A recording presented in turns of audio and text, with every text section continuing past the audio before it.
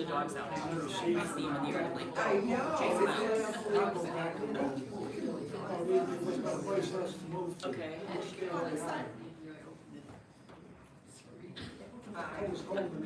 Who's that crazy lady? Oh, well, here, let's read over ones. SOB, slide over, baby. You're welcome. Here, we'll save it for you. Zach is going to bring her on the golf cart. Oh, okay. He's back, waiting for Barberville.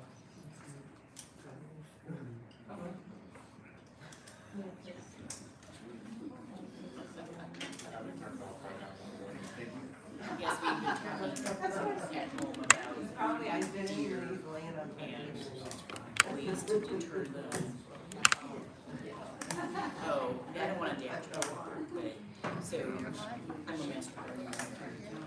So they were talking about it's not research-based recommendations that I'm using for sprays. You know, like put it around. I'm like, yeah, I don't think so. Yeah, they were not even remotely impressed, so. Oh, no. So Tim, how far to each side can you see? Yeah, no, they. I can just up to there, and So when do I leave? keep going. I can keep going, okay, and then how about over here? I got all the way to the edge of the screen. So we have to, so right here? Yep. Does that work? Or do you need more space? Pardon me? You need more space, or will that work? Okay. Oh, water. Yeah.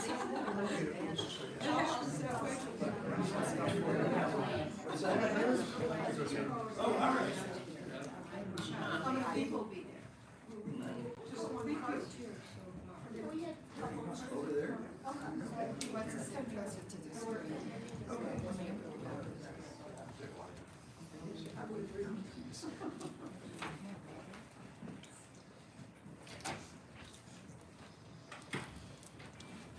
Thank you very much.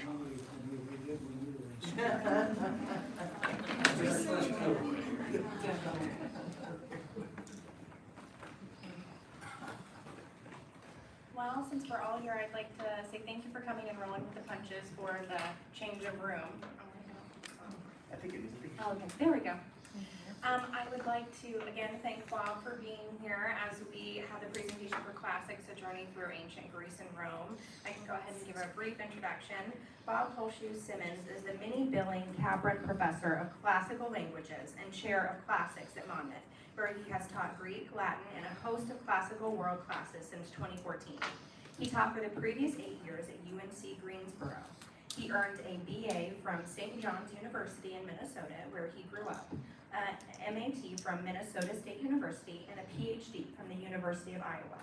His first book, Demagogues, Power and Friendship in Classical Athens, Leaders as Friends in Aristophanes, Euripides, and Xenophon, was released in February by Bloomsbury Press.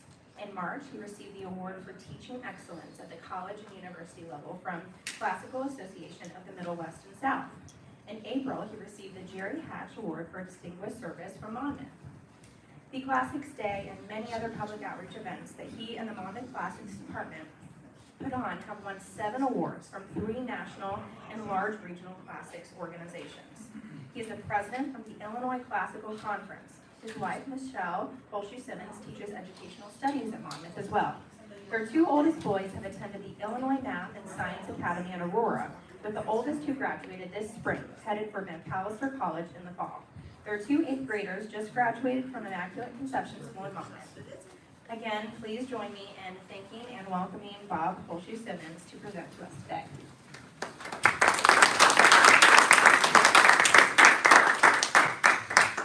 Thank you, Mackenzie. And if anybody notices the projection not working as well as it could, please raise your hand or something so that if I get lost in material and kind of forget about being heard, please remind me.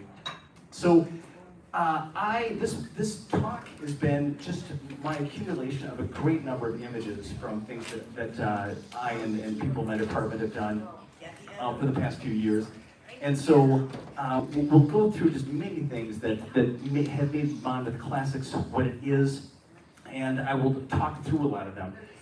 The main binding themes of what I will talk about is that the classics at Monmouth has been based largely on immersion as much as is possible. So immersion in going places where we can experience things that bring us back to the classical world as close as we can get to it, or immersion that we experience in Monmouth, ways in which we can use materials and recreate circumstances that will allow us to get as close to the classical world as we can without a time machine.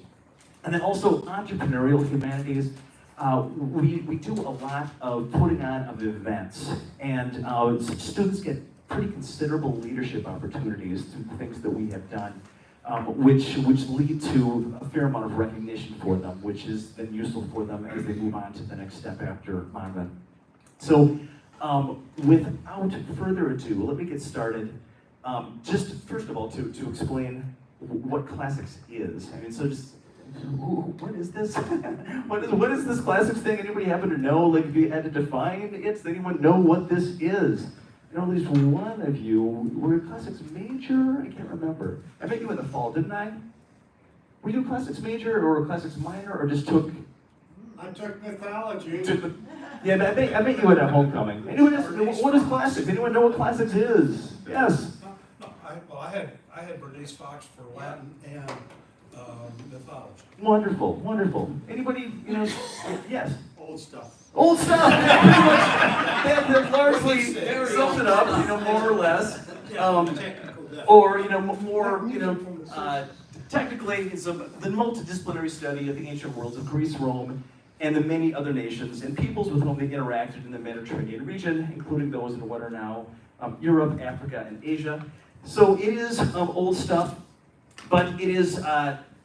It starts with Greece and Rome, but it expands to much of the world. So that there's a lot of connection that was had between the peoples of Greece and Rome and those all over the area. So we have links as far as to the east as China. We have links as far to the north as Britain. We have links as far to the south as sub-Saharan Africa. So there's a lot of multicultural interaction between these peoples in the ancient world. And importantly, that there's a lot from the ancient world that can provide models for the modern one.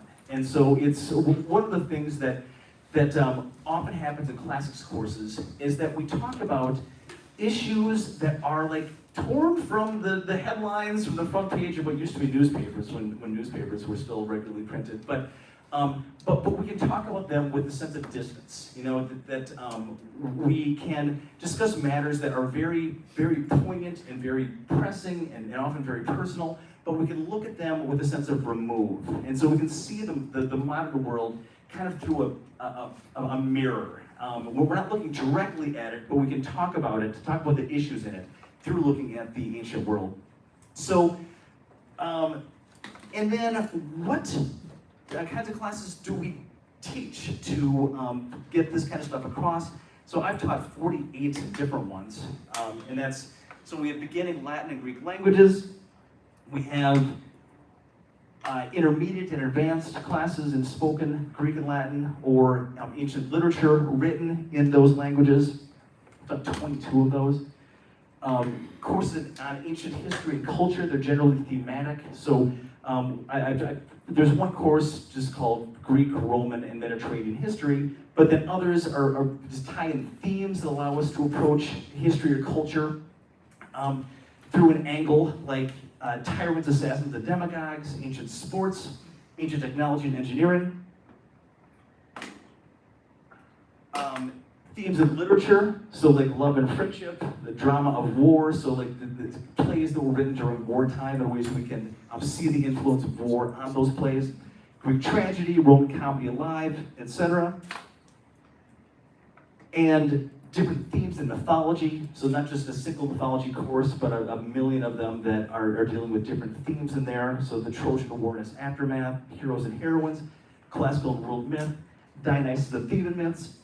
So these are the courses that we offer that give people the exposure that they get to the classical world at Monmouth. And then who are the people that study it? These tend to be people who are fairly curious and open-minded people who are willing to step outside of their familiar experience to consider other possibilities. People who tend to be entrepreneurial, folks who are willing to do things on their own and to find ways to get things accomplished. So these are the sorts of students that tend to be drawn to classics at Monmouth. And so then, what do we do with them? So there's no test in this, but I just wanted to give you a sense of some of the things that we do that keep our students engaged and energized. And the big thing is just to keep them active. And so we do millions and millions of different activities outside of the classroom that give people opportunities for leadership and creativity and opportunities to engage with their peers, engage with peers at other schools, put on events, go to foreign nations, go to different states, and then very often from doing all these things that they do, they get recognition for it. And so this becomes like resume and CV material. We win a lot of awards. I'll note some of those that we won later on. And we get people individually recognized for their achievements at the school. And a big part of this is they take advantage of things they can do in classics, and it ends up standing out. So this is one way that people can develop some skills that are useful in the world outside, and develop some skills that allow them to be recognized while they are here. So we've had this string of getting a whole bunch of freshman and senior men of the year recently, and this is not coincidental. I mean, this is people that are taking advantage of what there is to do in classics and developing as leaders through that. So then let's talk about one of these things that we have done is going places. So for a while, I'm going to be just going through a whole bunch of different images of places that we went to in Greece most recently. So this is the foreign immersion part of the program. So I talked about classics doing a lot with immersion in terms of both going places where people can feel a sense of connection with the subject matter that they are studying, and then also ways in which they can immerse themselves in their subject matter while they're here. So this is the first part of that program, like how they can immerse themselves in things that they're studying, but in those places, but just in a different time period. So I've taken 3 trips to Greece, so you can see a whole bunch of pictures of Greece for the next stretch of minutes here. And the most recent one was December and January of this past year. There was supposed to be a trip to Italy as well on the 2021 into 2022, but if we remember that there was a pandemic, there was an unfortunately ill-timed resurgence of what was the which variant was it? The Omicron variant. Very good. Okay, so that was the nice Greek letter, so at least we got that. But but we didn't have a trip to Italy. But we did get to Greece. So this most recent December, January.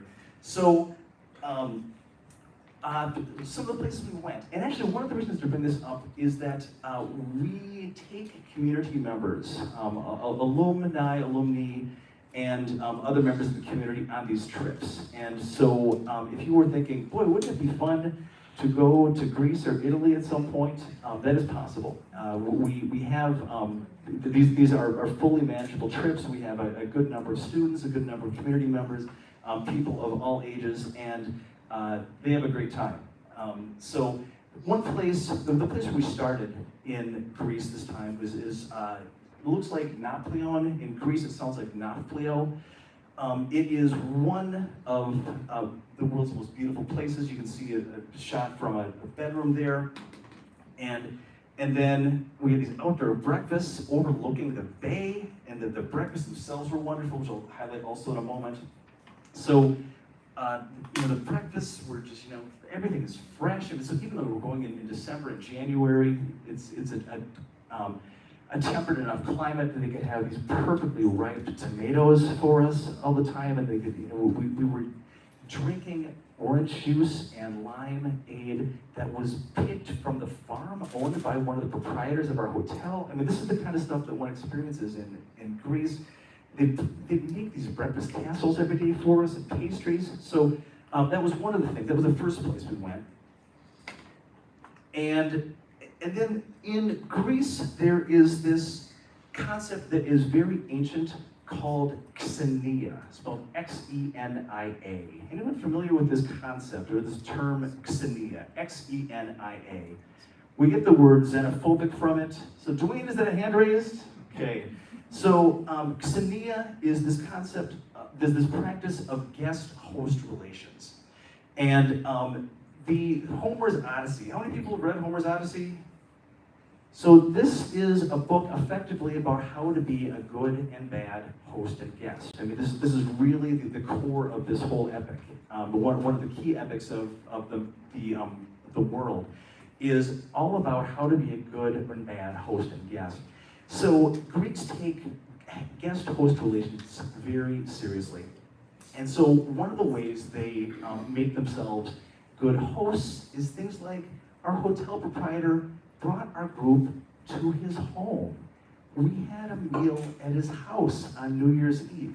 And we've, our school has been bringing people to Greece for decades. My predecessor, Tom Sinkowitz, did so, and I think Bernice Fox likely did so as well. And so these people are familiar with Monmouth College, and so we got to eat a meal at their house. And it was somebody's birthday, and so here's a birthday cake. I mean, so this is the kind of things. So it's just like one goes to Greece, and it feels so wholesome and so welcoming, and it's just so safe and nurturing. So this is the kind of stuff that happened there. And then we would perpetually, like wherever we went, there were these Greek salads. Who here's had Greek salads before?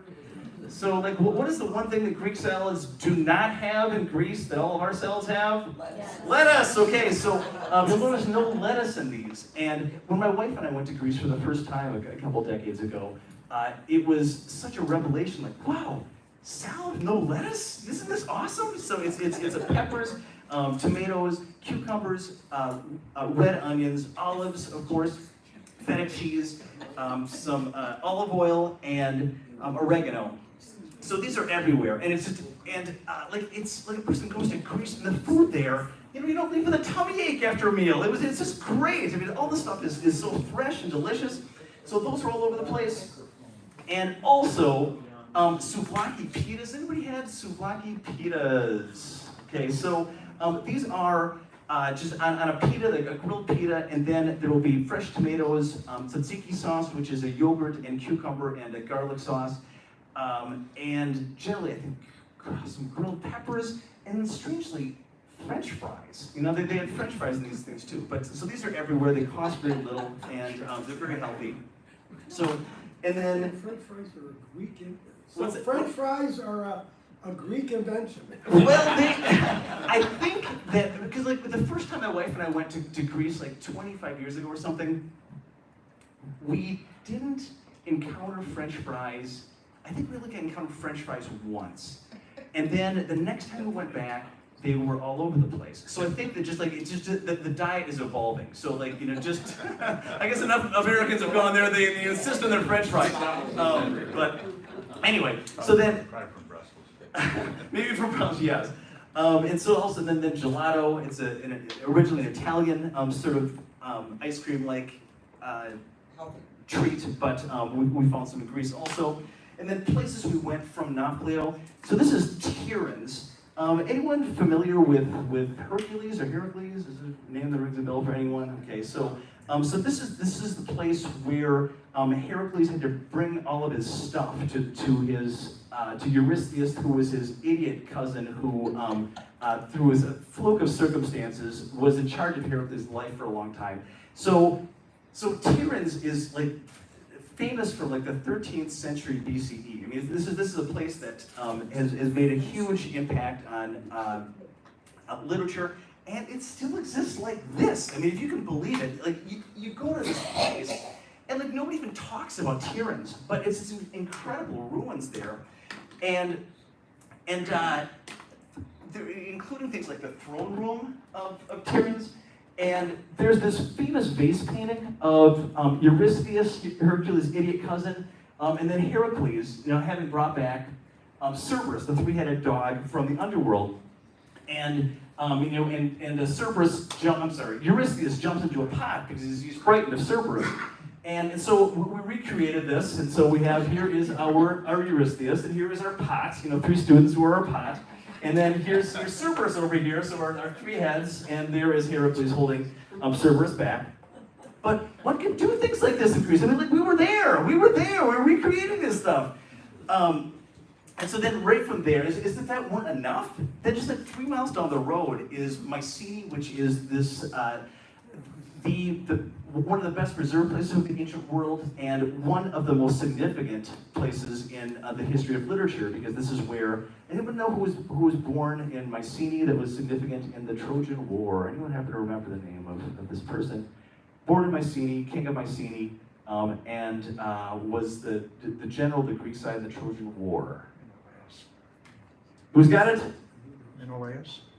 That was his brother. Very good. So Menelaus' brother starts with an A. Anyone ring a bell? Agamemnon. Agamemnon. Very good. So Agamemnon is from Mycenae, and so there's this structure there that we still have is incredible, and so this is a place that was a burial structure for various dignitaries. Had tons of riches apparently that were left there. And so a guy named Heinrich Schliemann, at some point in the late 19th century, just looked at his Iliad and Odyssey and thought, I bet I could find these places. And so he did. He went and he found Mycenae. And so he excavated this, and it's just a stunning thing to just come out of this hill. Like when the trip was coming up on this, we had to wait a little bit for a group in front of us to get some instructions. And so I was telling our group what they were going to anticipate. I said, okay, so it's about 60 feet across and 40 feet tall, and you're going to see this entrance, and there's a couple of retaining walls that are really huge. And so this is what you'll see. And so I explained this to them. And then they went around the corner, and there was this audible gasp, just because there's nothing quite like seeing it. Just imagining this from 1300 BCE, being constructed. And so then one can go inside it and see it. It comes up into a point at the top. It's a circular structure. And then a little ways from there, this is part of the same Mycenaean civilization, is this the entry to the palace there. And there are these 2 lions over the entry to it. I think it's called a lintel, maybe. And so this structure of this, the weight of these walls is absolutely startling. It's 20 tons or something like that for the lions. And these walls are so huge. The bricks are so massive, 6 feet thick. That in the ancient world is referred to as cyclopean walls, because nobody had any idea how these could have been constructed if you didn't have cyclopes, these mythical giants, doing the construction of them. So there was no sense of how this could be done, and it still is not certain. How could this have been done in the ancient world? We don't know. So we went there, and then this is also within the structure of Mycenae. This was another one of the grave areas.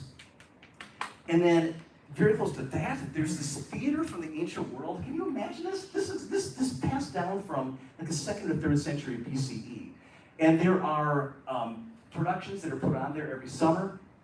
And I actually saw one, a couple decades ago when we were there. And then one more view of it, and this time going up. So it's, I don't know how many, 50 rows maybe going up, and then built into a hillside. Stunningly beautiful setting. Let's see, I should go back one. Yeah, I guess I didn't capture as much of the backdrop as I could have, but it's just a breathtaking place to be. So there we all were. And also, it's got exceptional acoustics. So there's a spot in the middle of what's called the orchestra. It's this round area that in which dancing were taking place. Because the choruses danced and sang. And so in this circular area, there was one spot in the middle that like if a person stood there, just like even speaking at just a whisper could be heard from the top row. So like somebody was clearly doing some thinking about how to put these places together. Then the next day we went to Olympia, and like yes, that Olympia, and so the source of the original Olympics. And so this is the entryway to the Olympic site, the Olympic stadium, I should say. And then here are all of us lined up for a race on the starting block that was used in the ancient world. And so this tunnel is like 50 feet long, and it was lit by torches, and so you've got all these people that are coming from all over the Mediterranean to compete in these things, like never having been in a place with like more than 500 people there, and then suddenly you've got 40,000 people screaming at the other end of the tunnel.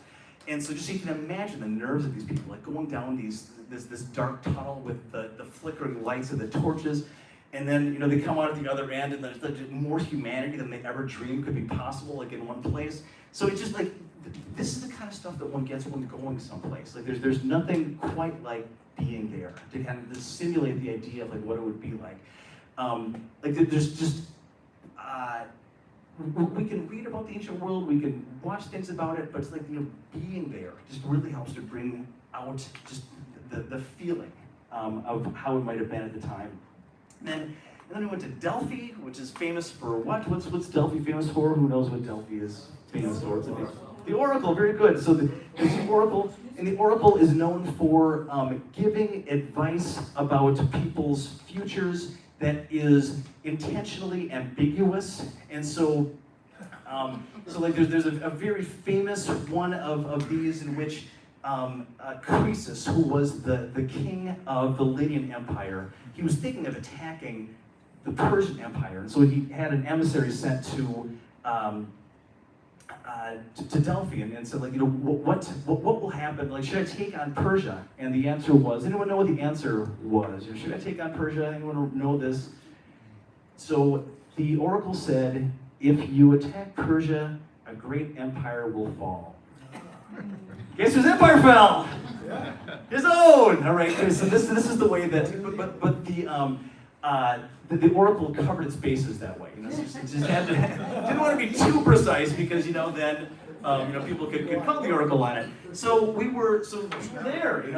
We were right outside the area where the oracle was tripped out on hallucinogenic fumes coming up from beneath the person's tripod where she sat.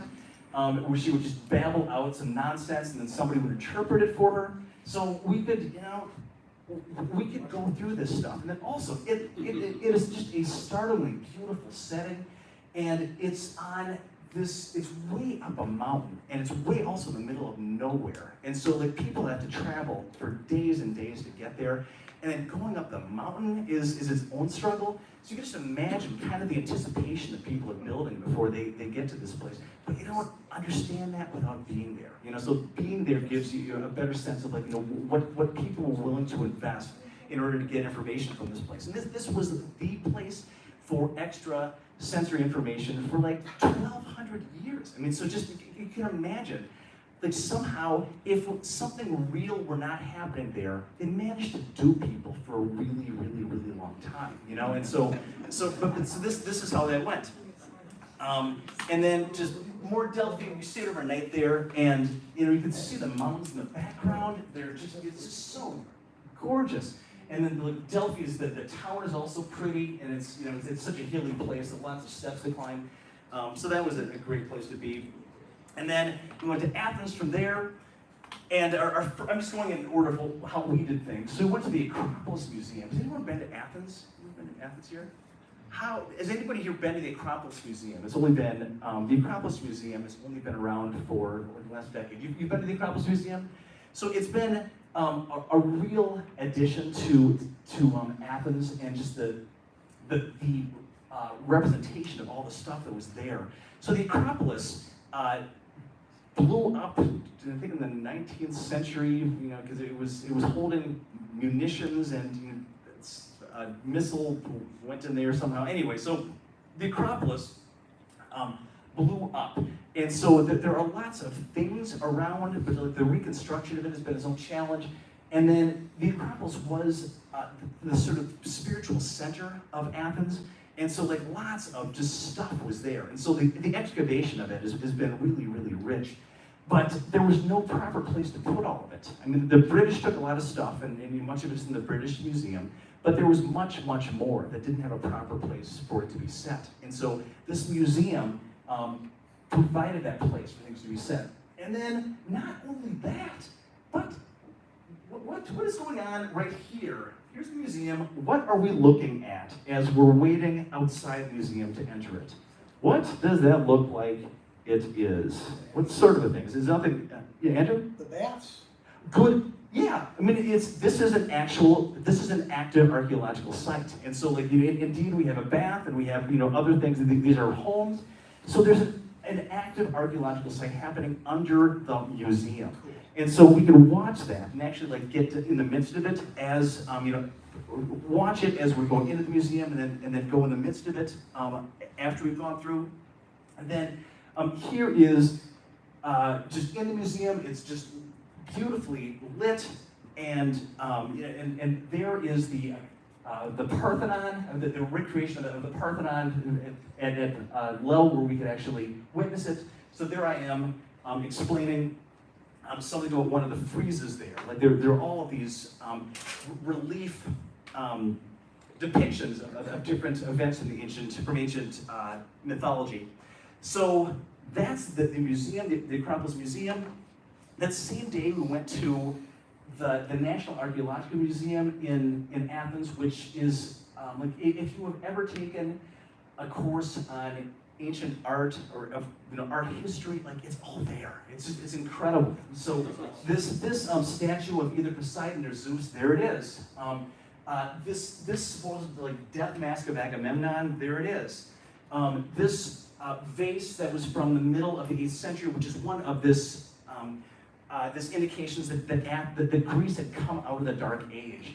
It's right there. And then this also, these are actually the long jump ways that I'll hope to talk about in a little bit if my time doesn't run out.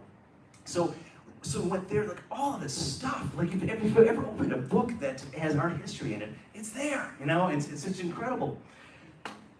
And then the next day, there's the Theater of Dionysus. So like every play you've ever heard of in the ancient world, so Oedipus or the Bacchae or Medea, it was first performed there. This is where so much stuff happened, and and we could be there right on the outside of it. We weren't able to go onto the performance space, although we did when we were at Epidavros, but not when we went to this place. But just imagine, like there were like 15,000 people that would come for these productions, and because this is referred to as like the education of the Athenians. Like these plays that were put on were on themes that were set in the distant past, or if they were comedy, they were set in the present. But these tragedies were set in the distant past. People had the sense that like they were getting their education for the following year, like how to deal with things. What are the issues that are in the air right now? Like how are these things being played out in the mythology on stage? So we were there. And then following that, we went into the Acropolis, which is, as I mentioned, this is the spiritual center of ancient Athens. So here's the entryway to it. There I am with the classic images that went on the trip. And there we are, we're on the Acropolis, I should have said Parthenon. So this is, we were in front of the Parthenon, which is a building that was dedicated to Athena. It was the largest building in the ancient world for a long time. I mean, it's been in reconstruction for half a century now. I mean, so there's been a lot of work that's been done on it, but it's still a really astonishing thing to see in real life.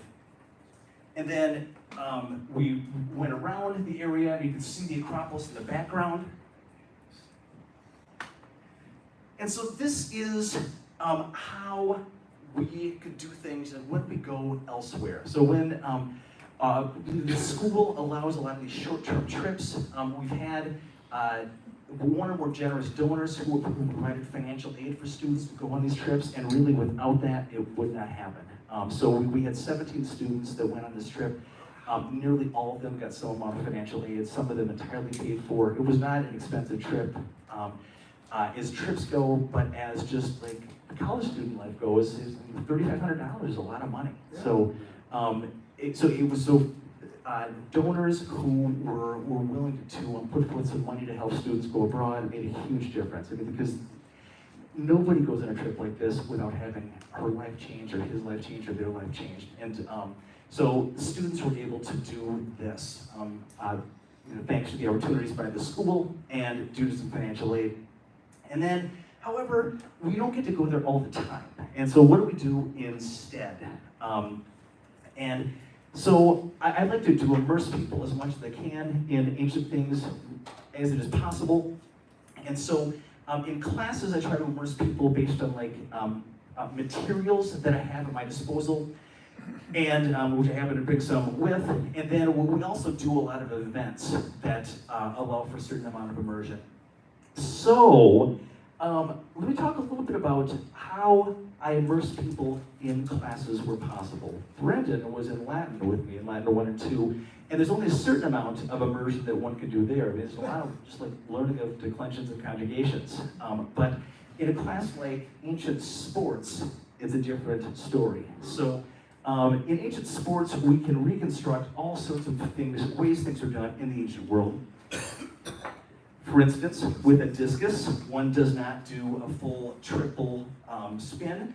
One just, so there's a target over there, I twist back like this, and then I heave the discus, much in the way that it's done now, but just without the spins around. And why? Why not multiple spins? Like, why in the ancient world would there not have been multiple spins with a discus? Somebody do you have an answer? No, I was wondering if the scratch of your head meant yes. Wouldn't want to turn your back on the enemy? Well, good idea. So, I mean, thinking of the discus as a weapon of war is one thing. Okay, so something that could be thrown at an enemy in some way. And so, like, not turning one's back on the enemy is one thing. And then how else would it be more, how else would it be value in warfare not to do the spin thing? To just do the twist? Yes? Would you be more accurate? Exactly. So accuracy. And so discuses don't go as far without the triple spin, but they are much more accurate. So one gets the sense of that from actually doing it, And I've got a bunch of discuses and both high school weight ones, which are about the weight that we have from the ancient world, discuses that have been found. And then I also have a bunch of frisbees that I adapted for this purpose, which is more suitable for lots of folks. So, and then other things like throwing a javelin.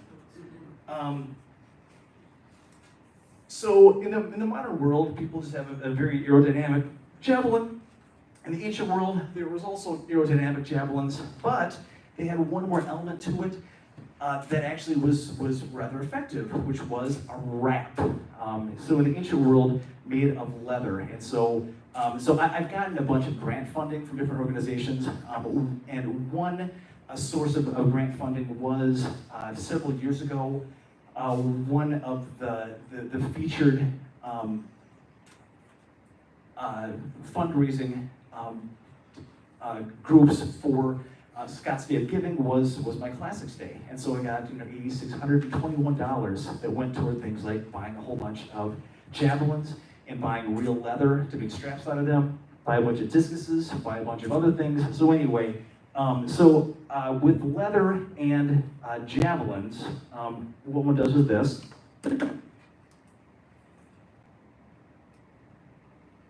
So there's the wrap. I'm gonna just wrap this up to just demonstrate it.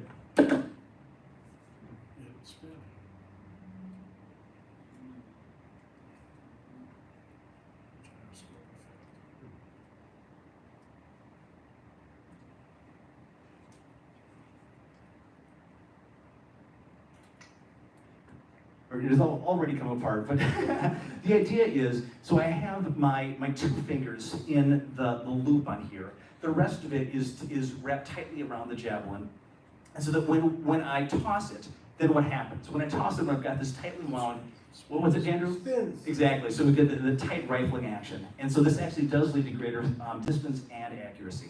So the ancients were actually onto something there. So we can do things like that. And also, you might think the way that we do the long jump in the modern world is probably about as efficient as possible for going a great distance. And the answer is, it is. But the ancients used long jump weights, which are terrible for jumping long distances. But we have on record, supposedly a world record of 55 feet in the ancient long jump. And so if a person thinks about that, there's no way. I mean, there's simply no way. It wouldn't have happened. And so, like, you know, people, but we do know that the long jump weights were used as part of the long jump. And so, was it that they had just like 5 consecutive jumps in a row? We have no evidence whatsoever that would have been the case. But this is one way that it could have led up to a 55-foot jump. Could it have been a triple jump?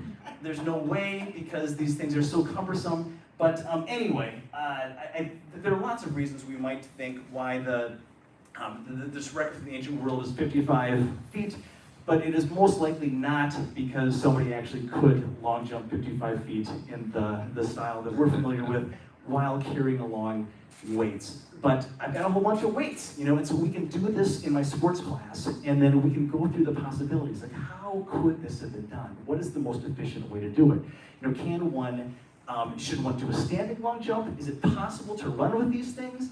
And the answer is it's really, really hard to run with these things. So these are some of the things that one can do through an immersive approach. And then also, there were races in the ancient world, in ancient Greece, in armor. And so people wore helmets and carried a shield and wore greaves, these these shin guards.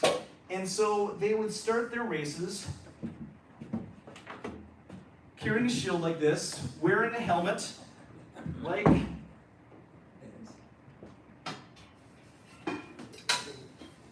this, okay?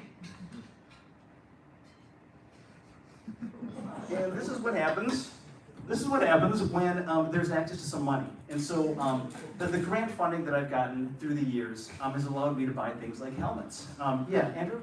So Bob, if you do this sports course of yours, do you get double credit for both an athletics course and class?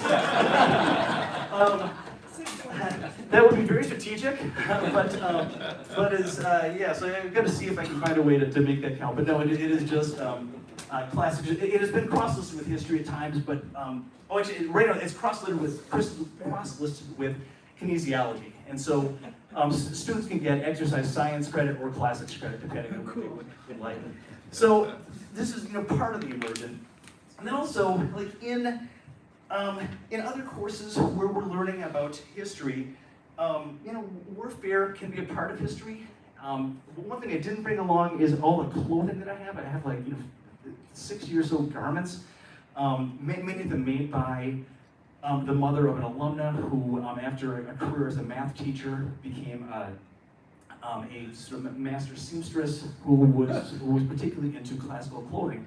So we've got a whole bunch of clothing. I didn't bring it along, but I did bring things like shields and helmets. So this would be a classical Greek style shield, and so we can do things like reconstruct things like the ancient hoplite phalanx with that. And so this would include wearing the sort of helmet that I had on a moment ago, and then hefting these 8-foot spears. These are stabbing spears. They're not throwing spears. They're stabbing spears. And so what we have is warriors that have overlapping shields with one another. So they're protecting the person to their left as well as themselves. And so there's a really interconnectedness between the warriors here. And so we can reconstruct this when we take this sort of an immersive approach. You get a sense of like how dependent these people were on their partners. And so we have this, and then we know from Herodotus' history that when the spear broke, then people had a sword that they bring along. And so This was a student painted sword. So one of my sports classes, I had people create or paint shields or swords or spears. So somebody did a nice Scots tartan on here. They've got a sword is the next thing, and then at least in some battles, they had a dagger also if the sword would break. And then in situations in which even the dagger broke, what do you think Herodotus said warriors would go to as their next line of defense after they've broken their spear, their sword, their dagger? What do they go to next? Pocket knife. Oh, pocket knife, good idea. Rock, good idea. But actually, he says like teeth and fingernails. He says like teeth and fingernails. So they would just like, be scratching and biting. So we can reconstruct this, that people bite one another, you know. And so, it's just it's helpful to have some materials to make this work. And so a little bit later, Alexander the Great, most people are familiar with that name, but his dad came up with a style of warfare that modified the hoplite phalanx. Sorry about that.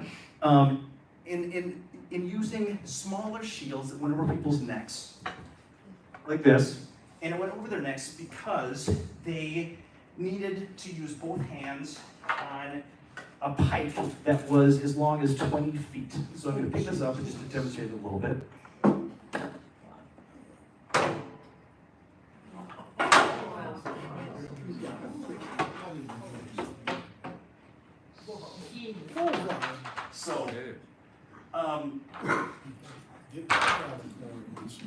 So the goal is to have multiple rows of people with these 20-foot pikes. And then the people, so that the first 5 rows, I think, typically had their pikes pointed forward. They were just like straight on the ground. And then from there, they were up at succeeding, ever-growing angles.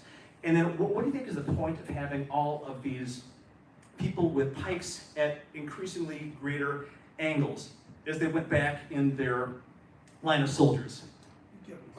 What's that? You get the people closer together, but. The people closer together also. There's also an additional defensive advantage to having all those pikes kind of hefted in the air at different angles. So what do you think that might be? Stop something from being thrown at it. Yeah, stops them projectiles. And so then this is one way to protect the soldiers from arrows and spears, is to have all those in the air. It's not a perfect air defense system, but it helps, okay? So this is something that we can demonstrate because we got the stuff, okay? So there's that. And in case you were wondering how Macedonian helmets looked, it's like this. Okay, so there are a whole bunch of different helmets that were used through the years, but this is one of them. So there it is. Even got its own mustache. And then Roman materials. So this is a Roman style centurion's helmet. And here is a Roman shield. And then, the military techniques are always evolving. And so one can't say that something was just Roman and that's it. But for a significant portion of Roman history, one of the things that was done was one had this scutum, this shield, and then a throwing spear to start with. Okay, so this is a pilum. And so a person would have this pilum with the front of it, this long silver thing here is iron, which was designed then to bend when it hit its target, so that it couldn't be reused. Okay, so there's that. They have these initially, and then go to the sword, and then with this tall shield. It seems that a lot of what was done is getting down behind it, like on a knee, and then sort of stabbing from behind it. Stabbing from behind this. So, and then doing a lot of straight thrusts, not hacks, but straight thrusts, as a means of preserving energy. So, this is what one can do with some money and an opportunity to buy some things. and an immersive mindset. So that people get a sense of like how things could have been. This is one way to project oneself into a culture that is different from one's own, into a time that's far in the past, into the minds of people that people might see it as completely foreign, but you start to understand like how people could operate, why they did things the way they did.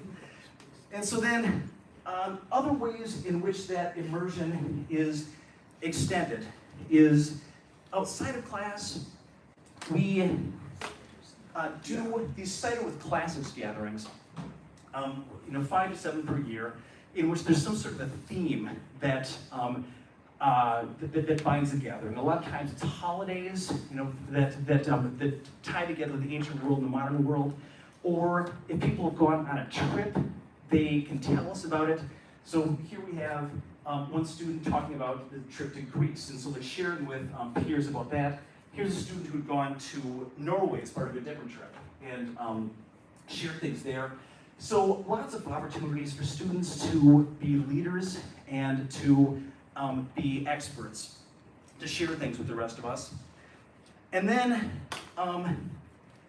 we also do things on a bigger scale. I mean, so those are fairly regular things, but one of the things that happens, that has happened every year since, I think, 1984, and also for most of the years between like 1955 and 1984, is that Monmouth has gone to the national meeting of the National Undergrad Honor Society, Eta Sigma Phi. And Monmouth has hosted this national meeting 5 times, the most recent of them being this spring. So this spring we hosted, we brought in, and this was like coming off a pandemic. We didn't know who was going to show up. We hadn't done this in person in 3 years, so we lost a full generation of people who were aware of these meetings. Because that means that the people who had gone as freshmen did not go again for the rest of their 3 years, and so this was a complete new generation of people. And so we were not sure how it was going to go, and it went great. I mean, so we ended up having 77 registrants from 10 different states, 17 different schools. And so these are the people, the 12 students in the leadership class that put it on. And so the complexity of this undertaking was just phenomenal. I mean, so we had to send our invitations across the nation. We had to arrange hotels. We had to arrange meals. We had to figure out what was going to happen for each of the 3 days that we had things going on. And we put on a Classics Day, which I'll talk about in a moment. But so at this Eta Sigma Phi, we had a bunch of different events going on. One of them was a talk from art professor Brian Baugh on an Egyptian collection that he put up in the library that I hope you'll get to see while you're here, because it's really impressive. We put on one of our Classics Days that we'll talk about shortly. There's all of us at the main meeting spot. And then, so this Classics Day that we put on, just had a whole bunch of, I think we had 40 different events at this one, including a clothing station and stone carving in Roman style. And then we invited a whole bunch of other student organizations in to take part in the event as well. And so Mindful Monmouth, which is one organization on campus, had a table on self-care at conventions, which is just, it's just nice. It was just a nice way for them to make a connection to this event. They're not classically focused, but they do things like self-care, and so self-care conventions was a great way for them to tie into this. And then I mentioned the Classics Day thing, and this is something we put on that is the best in the nation. And Monmouth can't expect to be the best in the nation in everything. We're a small school, we're in a rural location. There are limits to the resources we have, but we are the best in the nation at this. And so, and how do I know this? I know this because we keep getting awards for it. And so, just year after year, we keep getting awards. Thank you. So there is one other school in the nation that does something like this, and that is at UNC Greensboro, and I started it up there. Anyway, so there are other schools that do things that are on a much lower scale, but this is really an undertaking on a level that just others don't try to pull off, because it's so complicated. Anyway, so we do this extremely well. And what does it look like? So in Classics Day 2021, we had maybe close to 100 students, faculty and staff members, community members, contribute various things to it, and we had just a huge, I think 50 plus different events that we put on, all with some classical theme. We had the theater department put on a bunch of plays the students had put together, and I'll go through some more of the pictures. So we had to move it inside at the last minute, and there was a class that was dedicated to putting on this Classics Day. This is one of the things that we've done that's really made these events work, is that we have a class dedicated to it called either Classics Leadership or Classics Day Leadership, depending on the event. And so these students were focused on putting this event on, and so they took responsibility for it. And so there were the theater people after their production. Here was just one scene of things that were going on here. We had, this is, still with the pandemic going on, we had like 250 people show up for it, and so it was, most schools in the state of Illinois could not come, whereas they previously had come. So whereas we've had as many as like 450 in attendance, much of our population couldn't make it. We still got 250. So it was a very successful undertaking. And a few pictures of things that we did there. So we did a lot of extension of other things that would not necessarily be considered classical to the classical world. For example, this is a math professor who has worked with RTI, Resonance Transference Imagery, or something like that, which is the way for people to look at a surface from a million different angles, with light put in a million different ways, and then pictures taken of it to get a better view of surfaces. And this applies pretty nicely to archaeological finds. And so he shared his work on, not just the mathematics of RTI, but also of the applications to archaeology there. My barber, Freeman Dovo, who is from Togo, his native language is Ewe. And one of the things we did at the most recent Classics Day is make connections between modern languages and their ancient forebears. And so like every language comes from somewhere. And so we had various African languages, Asian languages, languages from the Indo-European tree. We had all these languages represented, and with representatives of the modern language and trees explaining how the language had found their way down to the modern language. So Freeman and his wife, and Freeman speaks like 5 languages. Of course, like everybody from outside this country just knows a million languages. So, but Ewe is one of them. So we just explained how Ewe works to people. And then William Adu, who's one of our students from Ghana, represented Twi at another table, which is one of the languages that he grew up with. And let's see, what else should I? Hold on a second. And we had up to 50 events. What else did we do? We had military stuff. We had all the sports stuff. We had hold on a second. Let me go back one more. We had a guy one of whose musical gigs is songs about the ancient world, and so we brought him in. So just lots of different sort of multidisciplinary connections that we made. And then what happens when people do things like this? They get some skills, they get some confidence, and so we just have this succession of people that are really talented, who and really committed and found ways to put their skills to use for classics. So Sam Stoyanov, he was the Freshman Man of the Year in 2021. He graduated this spring after 3 years. Olivia Matlock was the Senior Woman of the Year last year. She was one of the big, she was the main student organizer of Classics Day last year. Todd Fowler, one of our seniors this year, was the Senior Man of the Year. His touch with leading Roman military was just masterful. But he wouldn't have known how good he was at that without an opportunity. So this opportunity gave him a chance to show the kind of stuff that he had. And then one of our star sophomores, Megan Daly, she was last year's freshman woman of the year, and as well as the emerging leader of the year.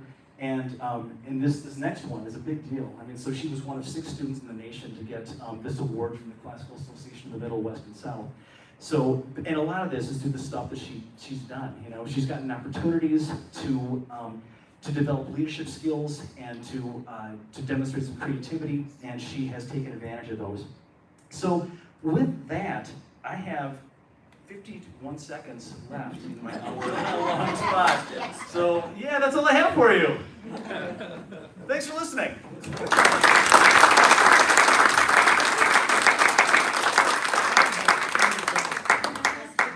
Yeah, so I guess the question is, so do these people have time to ask questions, or do they have to rush off right now? I think dinner's at 6:30. Dinner's downstairs, so if you'd like to stick around. So we got a little bit of time, is that right?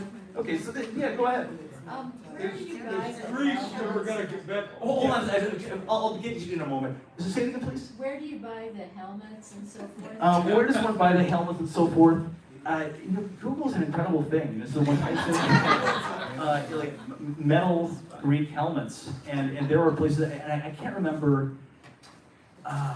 The same place sold me, I think, all the helmets and the Roman shields. So yeah, it's incredible the sort of specialization that people have out there, you know.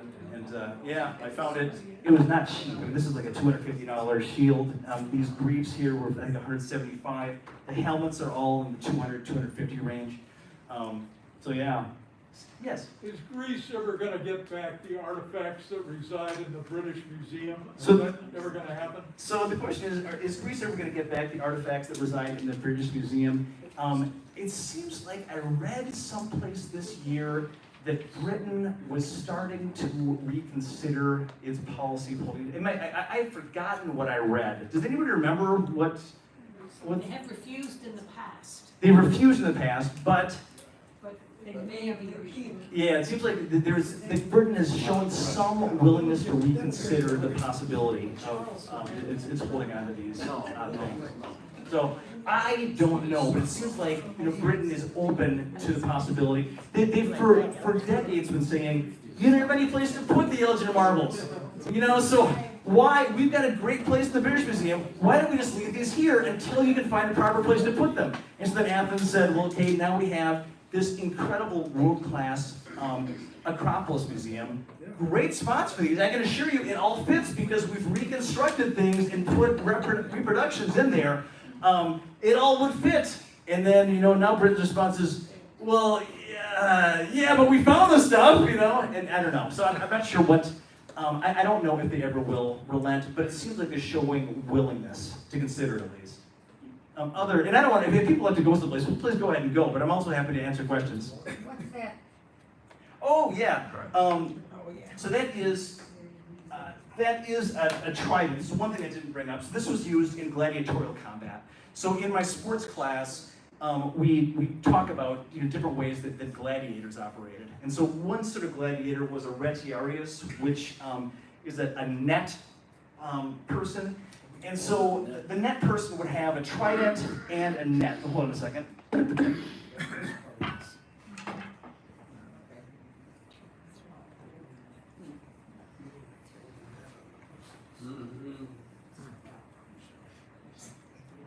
So I'm just gonna, and I'm sorry, just because the guy have to have 2 hands occupied. So then the net person would have the trident in typically the right hand, and then, you know, either underhand or overhand, and then use the net to throw over the opponent. And so we would have a matchup between people who were armed differently. So the net wielder would have the trident also. And so then the idea is to get somebody tangled up in the net and then poke with the trident. And then if either the trident or the net were lost in the course of just the contest, then there's also a dagger that person would have. Usually we've got 2 opponents, one of whom is more lightly armored, and one of whom is more heavily armored. And so the retiarius, the net person, can move very rapidly, and but is not very well armored. And then the opponent is generally much better armored, but slower. Okay. One of them end up dead? The question is, does one of them end up dead? And sort of the stereotype is that this is the way it goes in gladiatorial combat. But so what was the rate of mortality?